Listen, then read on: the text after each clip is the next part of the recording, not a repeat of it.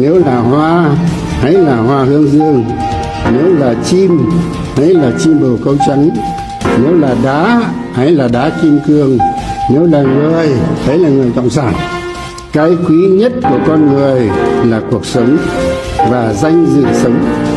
Bởi vì đời người chỉ sống có một lần, phải sống sao cho khỏi xót xa ân hận vì những năm tháng đã sống hoài, sống phí, để khỏi hổ thẹn vì những việc làm ti tiện, đớn hèn, bị mọi người khinh bỉ.